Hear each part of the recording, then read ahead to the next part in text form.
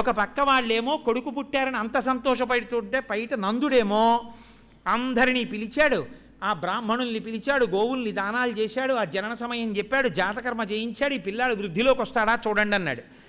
ఆ ఆభీర కుమారుడు వీరుండై వీరవైరి జేతయునై దీర్ఘాయుష్మంటుండగునని పాయక దీవించినప్పుడు బ్రాహ్మణ జనములు, ఆ వచ్చిన బ్రాహ్మణులందరూ కూడా స్వస్తి మంత్రాలు చెప్పి, అబ్బో సామాన్యమైన పిల్లాడు కదయా, ఈ పుట్టిన సమయాన్ని బట్టి ఈ ఆభీర కుమారుడు వీరుండై శ్రీయుతుడై, ఇతను గొప్ప ఐశ్వర్యవంతుడు, లక్ష్మీనాథుడు, ఆయనకేమి అఖండమైనటువంటి ప్రజ్ఞాపాఠవములతో లోకంలో ధర్మాన్ని స్థాపిస్తాడయ్యా అని వాళ్ళందరూ ఆ పిల్లవాడికి స్వస్తివాచకం చేసి చక్కగా ఆశీర్వచనం చేశారు. దుందుబులు మొరసె గాయక సందోహము పాడే సూత సముదాయముతో వందిజనులు కీర్తించిరి క్రందుగ వీతించె భద్ర కాహళరవముల్. ఆ వంది సూతుడు మొదలైనటువంటి వాళ్ళందరూ ఆ వంశకీర్తినంతటినీ పాట పాడారు, దుందుబులన్నింటినీ కూడా మ్రోగించారు. ఓ లోపల ఉన్నటువంటి పిల్లవాడు భద్రంగా ఉన్నాడు అని చెప్పి పెద్ద పెద్ద ధనులు చేశారు. అన్నిటికన్నా విచిత్రం ఏమిటంటే క్రేళ్ళురికె మసలిలేగరు మల్లడిగుని రంకెలిడియ మదవృషభంబుల్ పెళ్ళున మొదుగుల పదువుల చల్లించన్ పాలు బాలు సంభవ వేళన్. ఒక పక్క వాళ్ళు సంతోషపడిపోతుంటే ఆవులు ఎద్దులు దూడలు వీటికి తెలియక్కర్లేదు పుట్టినవాడు కృష్ణుడని. నదులన్నీ నిండుగా ప్రవహించినట్టు, దిక్కులన్నీ ప్రకాశించినట్టు, వనములన్నీ శోభిల్లినట్టు, ఋషుల అగ్నిహోత్రాలు ప్రకాశించినట్లు పరమాత్మ ఆవిర్భవించినటువంటి సందర్భంలో ఆ ఆవులు పొంగిపోయేట, ఎద్దులు పొంగిపోయేట, దూడలు పొంగిపోయేట. ఎందుకని? రాబో కాలంలో ఋషులు తమ ధ్యానమునందు కూడా దర్శనము చెయ్యడానికి వీలు లేనటువంటి కాలి గోటి కాంతి కలిగినటువంటి పరాత్పరుడు మా వెంట పరిగెడతాడు. పరిగెత్తి మా తోకలు పట్టుకుంటాడు, మా ఒళ్ళు గడ్డితో నిమురుతాడు. గోధూళి దూస రితకోమల గోపవేషం అంటాడు లీలాశుకుడు కృష్ణకర్ణామృతంలో. ఆ ఆవులు పరిగెడుతుంటే వాటి కాళ్ళ మించి వచ్చినటువంటి ధూళంతా ఒంటి మీద పడుతుంటే సాయంతనే ప్రతి గృహం పశుబంధనార్థం గచ్చంతి మచ్చత శిశుం అచ్యుత శిశుం ప్రణతోస్మి నిత్యం. ఆ ఇంట్లో నించున్న గోపకాంతలు కాసేపు కృష్ణుడిని నెట్టే పెట్టుకుందామని, కృష్ణ కృష్ణ మా మాట వింటలేదు, ఈ 4 ఆవుల్ని కట్టేసి వెళ్ళిపోదు అంటే చిన్న పిల్లాడు ఆ ఆవును అక్కడి నుంచి ఇలా పలుపట్టుకుని రా అని దాన్ని ఇలా ఇలా ఇలా లాక్కెళ్ళి దాన్ని కట్టేసి ఆడుకుని ఆ ఆవును అక్కడ పెట్టి వెళ్ళిపోతుంటే ఆ గోపకాంతలు చూసి మురిసిపోయేవారట. అంటే చిన్న పిల్లవాడు ఆ అందం అటువంటిది, పరబ్రహ్మానిది. కాబట్టి అలా ఇంటింట తిరుగుతూ మా వెంట పరిగెడతాడు, మా ఒళ్ళు తోవుతాడు, మా తోకలు పట్టుకుంటాడు, మమ్మల్ని అందరినీ కాపాడతాడు, మా వెంట వస్తాడు, మా మధ్యలో కూర్చుని అన్నం తింటాడు, మాకు గడ్డి పెడతాడు. మా అదృష్టమే అదృష్టమని క్రేళ్ళు రేకే మసలి లేగలు, అసలే లేగదూడలు నేల మీద నిలబడవు, 4 కాళ్ళు ఎత్తి చెంగు చెంగున ఎగురుతాయి. కృష్ణుడు పుట్టినప్పుడు దూడలన్నీ ఎగిరి గంతులేసి ఆడుకున్నాయిట. క్రేళ్ళురికే మసలి లేగరు మల్లడిగుని రంకెలిడియ మద వృషభంబుల్. ఆ ఎద్దులు పెద్ద పెద్ద మోరలెత్తి అంబా నరుపులు మొదలుపెట్టేట. పెళ్ళున మొదుగుల పొదుగుల చల్లించన్ పాలు బాలు సంభవ వేళన్. 2 షేర్లు ఇచ్చే ఆవు 4 షేర్ల పాలు ఇచ్చేసి. కృష్ణుడు పుట్టాడని తెలియక్కర్లేదు, పరబ్రహ్మము పుట్టింది, వాటికి సంతోషం అంతే. అన్ని పాలు కురిపించేసాయిట ఆవులన్నీ. ఇంత సంతోషంగా ఉంటే వాళ్ళేమో ఆ పిల్లాన్ని స్నానం చేయించి తీసుకొచ్చి ఉయ్యాల్లో పడుకోబెట్టి ఊపుతున్నారు. కృష్ణకర్ణామృతంలో అనుభవించాడు మహానుభావుడు. వ్యాసుల వారి కన్నా పోతన గారు అనుభవించారు, పోతన గారి కన్నా లీలాశుకుడు అనుభవించాడు. లీలాశుకుడు అన్నాడు, యద్రోమరంధ్ర పరిపూర్తి విధావదక్షౌ వారాహ జన్మని బభూవరమీ సముద్రాహ తం నామనాథమరవింద దృశం యశోదా పాణిద్వయాంతరజలై స్నపయాం బభూవ అన్నారు.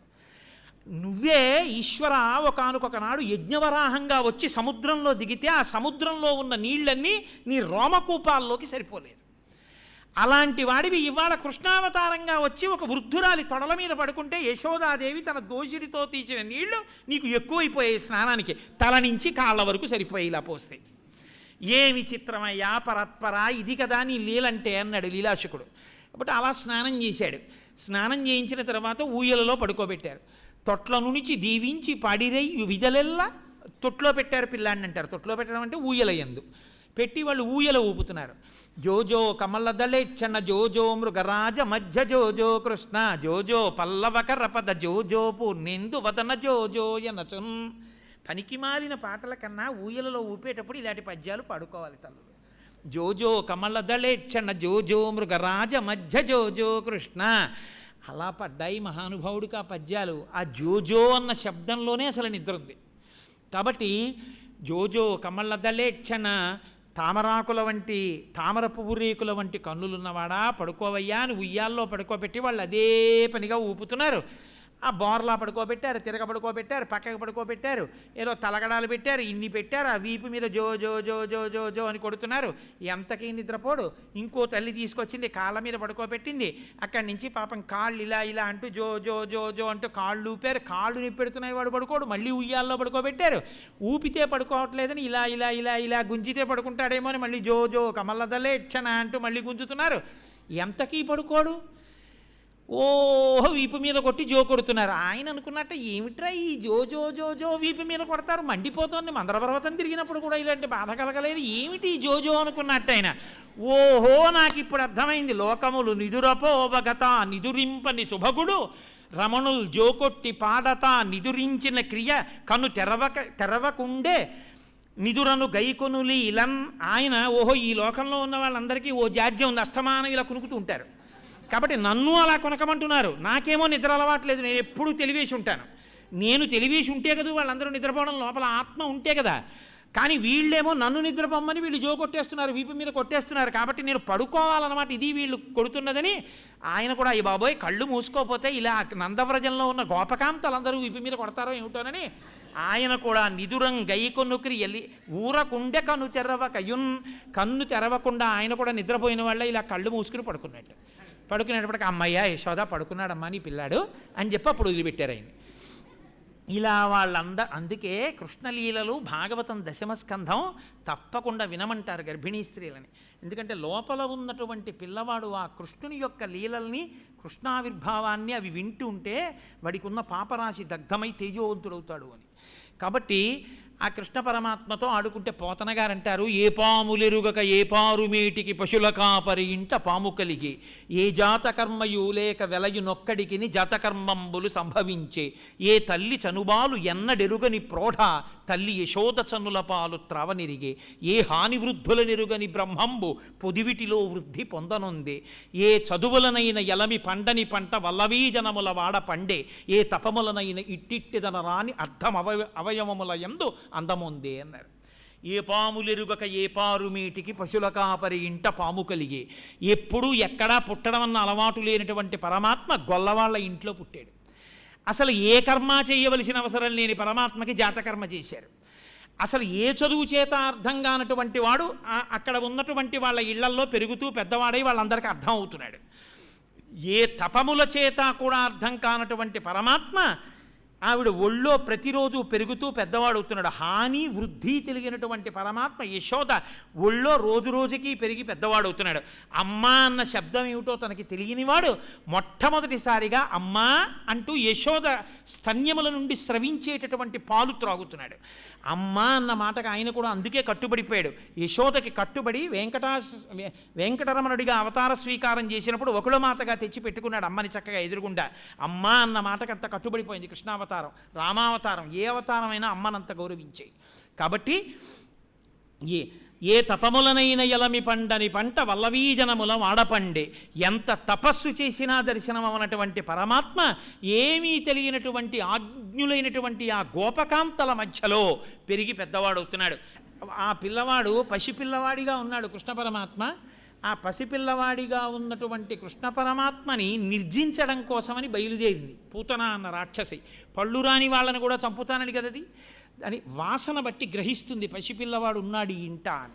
కాబట్టి ఆవిడ గబగబా ఆకాశ మార్గంలో తిరుగుతూ ఆ నందవ్రజంలో ఉన్నటువంటి నందుని యొక్క ఇంటిలో కృష్ణ పరమాత్మ పెరుగుతున్నాడు చిన్నపిల్లవాడని చూసి అక్కడి నుంచి అందమైనటువంటి స్త్రీ వేషాన్ని ధరించి ఎవ్వరూ కూడా గుర్తుపట్టడానికి వీలు లేనంతగా లక్ష్మీదేవే నడిచి వెడుతోందా అన్నట్టుగా సిరిమమ్మున్ బ్రతకంగ చూచుటకునై శృంగార వేషంబుతో నరుదేనోపునటంచు గోపికలు జిహ్వల్ రాక తత్పరలై చూడల తాంగిపోయిక నియన్ పర్యంక మధ్యంబునన్ బరుభస్మానల తేజు దుర్జనవధ ప్రారంభకున్ డింబకున్ అంటారు పోతన గారు.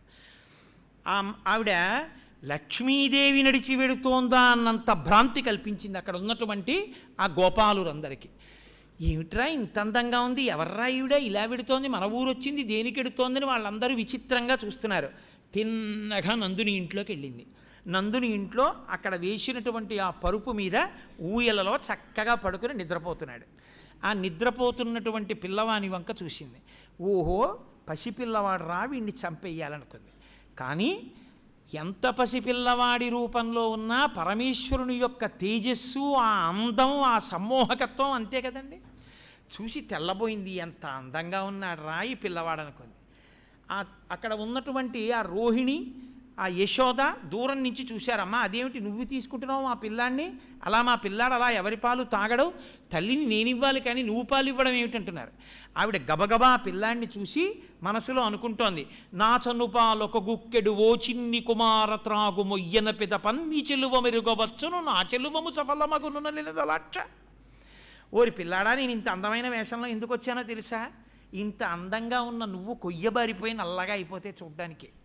కాబట్టి ఏది, నా స్తన్యం నుంచి స్రవించే పాలు ఒక్క గుక్కడు తాగు, నీ అందం ఏమిటో తెలుస్తుంది, నేను ఇంత అందంగా ఎందుకు వచ్చానో తెలుస్తుంది అని, నా చనుబాలొక గుక్కెడు ఓ చిన్ని కుమార త్రాగు మొయ్యన పిదపన్ నా చెలువ మెరుగవచ్చును నీ చెలువము సఫలమగును నలినదలాక్ష.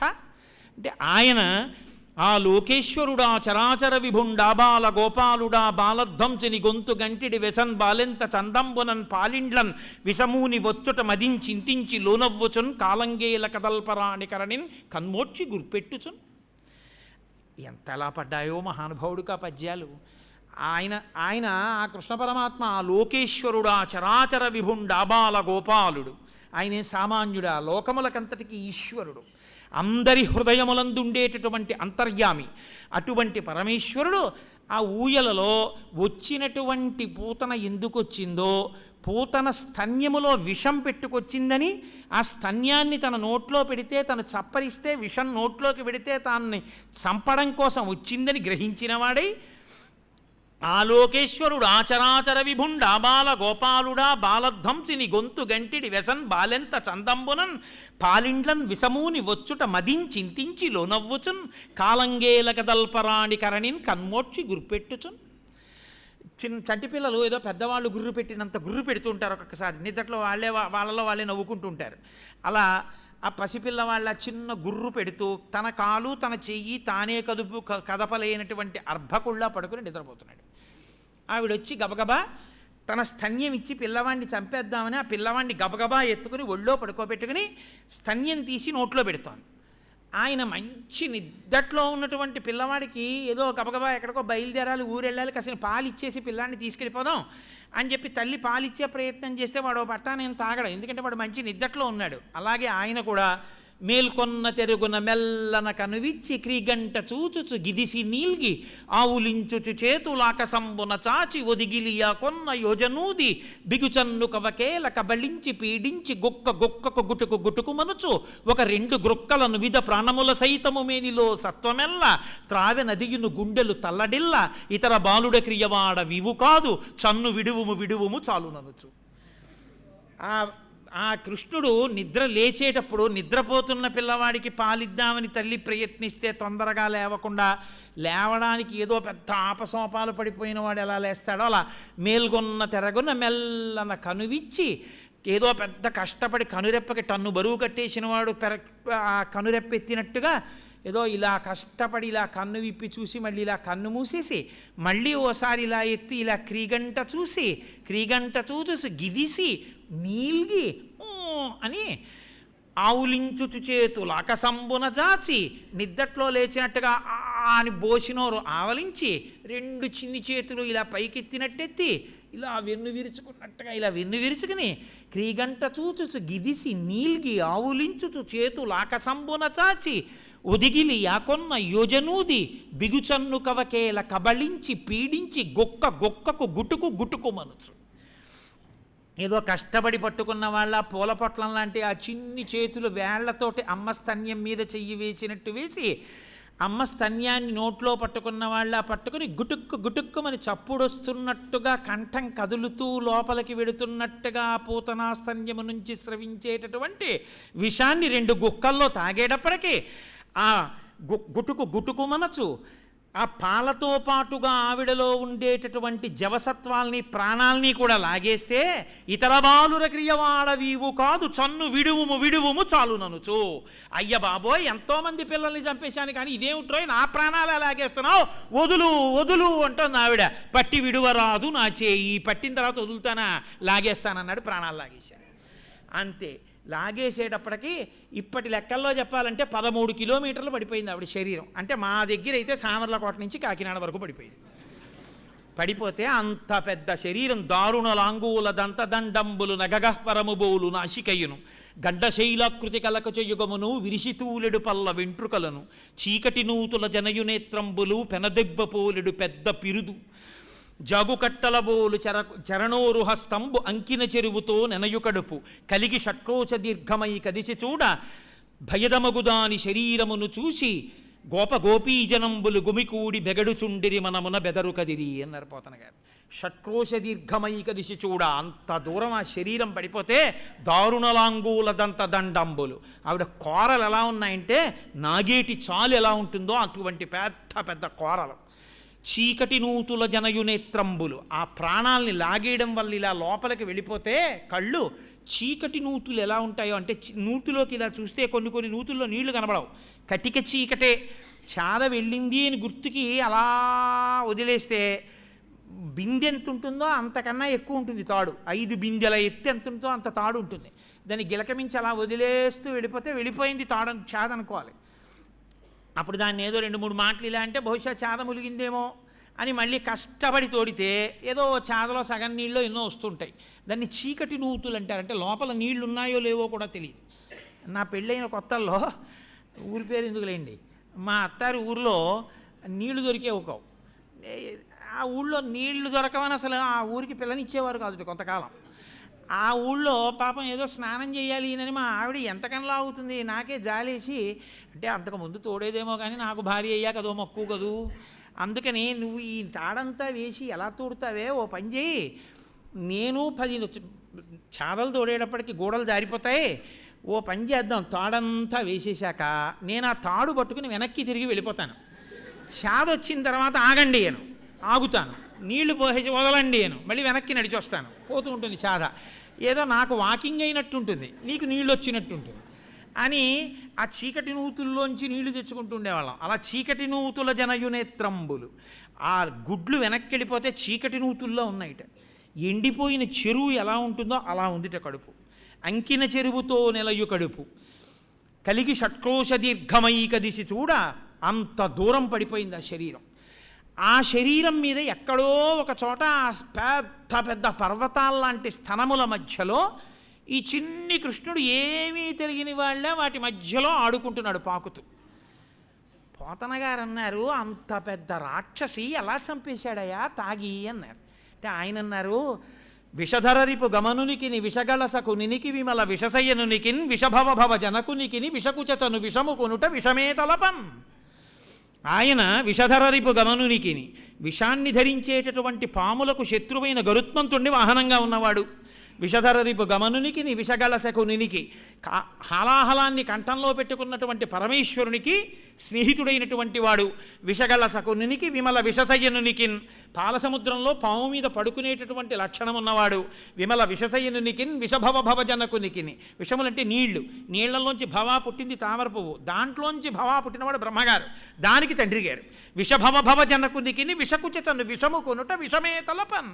ఒక విషకుచంలోంచి వచ్చిన కొద్దిగా విషాన్ని తాగడం పెద్ద లెక్క, తాగేశాడయా అన్నారు. పాపం ఈ గోపకాంతలు మాత్రం అనుకున్నారు, అయ్యో పిల్లాడు ఏమైపోయాడోనని నేలంగూలిన మేటి పెన్నురముపై నిర్భీతి క్రీడించు ఓ బాలారమ్మని మూపు చేర్చుకొని సంస్పర్శించి ఆరార్చుతున్ గోలాంగూలము తిప్పి గోరదములం చల్లించి గోమూత్రమున్ చల్లి తద్బాలాంగంబుల గోమయంబలదిరా 12 నామంబులన్.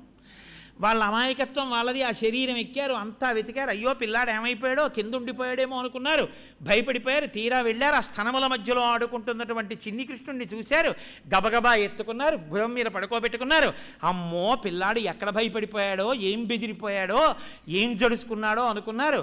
ఎత్తి మూపున పెట్టుకుని మేటి పెన్నురముపై నిర్భీతి క్రీడించు ఓ బాలారమ్మని రాక్షసం తెలియక ఆడుకుంటున్నావా పిచ్చినానా అని తీసుకుని నిర్భీతి క్రీడించు ఓ బాలారమ్మని మూపు చేర్చుకొని సంస్పర్శించి ఆరార్చుచున్ ఆయన వీపు రాసి తల రాసి ఆరార్చుచున్ గోలాంగూలము చుట్టి గోమూత్రముంజల్లి ఆయనకి తీసుకొచ్చి ఆ గోమయం పేడంతా ఒంటికి పెట్టి ఆ గోమూత్రం తీసుకొచ్చి ఆయనకి చల్లి ఒక ఆవు దగ్గరికి తీసుకెళ్ళి దాని తోక ఆయన చుట్టూ తిప్పి ఆయన నామాలే కేశవ నారాయణ గోవింద హృషికేశ పద్మనాభ దామోదర సంకర్షణ అనిరుద్ధ ప్రద్యుమ్న ఇలాంటి 12 నామాలు చెప్పి ఈ 12 నామాలతోటి ఒక్కొక్క నామం నీ శిరమును రక్షించుగాక, కంఠమును రక్షించుగాక, హృదయమును రక్షించుగాక, ఉదరమును రక్షించుగాక, ఊరువులను రక్షించుగాక, పాదములను రక్షించుగాక అని భగవంతుడి 12 నామాలు చెప్పి అదిగో ఆ 12 రూపాలతో ఉన్న పరమాత్మని ఈ 12 అవయములను రక్షించుగాక అంటున్నారు.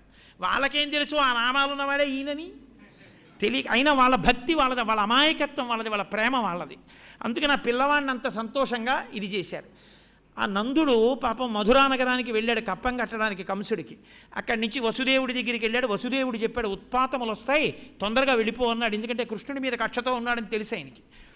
గబగబా తిరిగి వస్తున్నాడు. మార్గమధ్యంలో పెద్ద శరీరం పూతనది పడిపోయింది. అమ్మ బాబోయ్ చెప్పాడు నందుడు మహానుభావుడు భవిష్యత్ దర్శనం చేసి ఉత్పాతములు వస్తాయని. ఇదిగో ఇంత పెద్ద రాక్షసు వచ్చిందనమాట నందవ్రజానికి. కాబట్టి ఇప్పుడు ఇది ఇలా పడి ఉంటే కుళ్ళిపోయి వాసన వస్తుంది, జనులు భయపడతారు, కాల్చేద్దామని రంపాలు తెచ్చి, కొడవళ్ళు తెచ్చి, గడ్డళ్ళు తెచ్చి ముక్కల కింద నరికేశారు. నరికేసి పెద్ద పోగు పోసి దాన్ని అంతటిని ఎండుకర్రలు వేసి నెయ్యి నూనె పోసి అంటించేశారు. అంటించేస్తే పొగిలి పొగిలి రగులు మగువదేహము నుండి అగరు పరిమళములు బయలు వెడలి దేహకల్మషములు శ్రీహరిముఖమున త్రావబడుట చేసి భువరేణ్య. ఆవిడ శరీరం కాలుస్తూ వాసన వస్తుందనుకుని ఉత్తరీయ ముక్కుకు అడ్డు పెట్టుకుని ఎడుతున్నారు. అగరవత్తులు కాలిపోతుంటే ఎటువంటి సువాసన వస్తుందో అటువంటి సువాసన వచ్చి ఆవిడ శరీరంలో. ఆవిడ ఎటువంటిదైనా ఆవిడలో ఉన్నటువంటి విషాన్ని తాగడంతో పాటుగా దేహకల్మషములను కూడా తాగేశారు 2 గుటకలలో. దాని చేత ఆవిడ పూతన పవిత్రురాలైపోయింది. అందుకని ఆ శరీరాన్ని కాలుస్తున్నప్పుడు అటువంటి సువాసనలు వచ్చాయి. తాడేపల్లి రాఘవనారాయణ శాస్త్రి గారి శరీరాన్ని దహిస్తున్నప్పుడు సాక్షాత్ బాలాస్వరూపం అందులోంచి పైకి వచ్చినట్టు. కాబట్టి ఆ పొగిలి పొగిలి రగులు మగువదేహము నుండి అగరు పరిమళముల పొగలు వెడలే దేహకల్మషములు శ్రీహరిముఖమున త్రామబడుట చేసి భూవరేణ్య అని ఊరుకోలేదు పోతన గారు. హరితన మీదన్ కరములు పదములు నిడి చందు గుడిసి కలిసిన మాత్రం హరిజనని పగితి పరగతి గరిగెను దురితములు బాసిన సురంగనయున్. ఆవిడేం కన్నతల్లి కాదు, కానీ కన్నతల్లిలా ఒళ్ళో పడుకోపెట్టుకుని స్తన్యమిచ్చి పాలిచ్చే ప్రయత్నం చేసినంత మాత్రం చేత తాను కూడా కొడుకులా ఆవిడ్ని ఇలా చేత్తో ముట్టుకుని ఆవిడ ఒళ్ళో పడుకుని ఆవిడ మీదకి కాళ్ళు కదిపినందుకు ఆవిడ పరగతిని పొందింది, మోక్షాన్ని పొందింది. సర్వం శ్రీ ఉమామహేశ్వర పరబ్రహ్మార్పణమస్తు. స్వస్తి.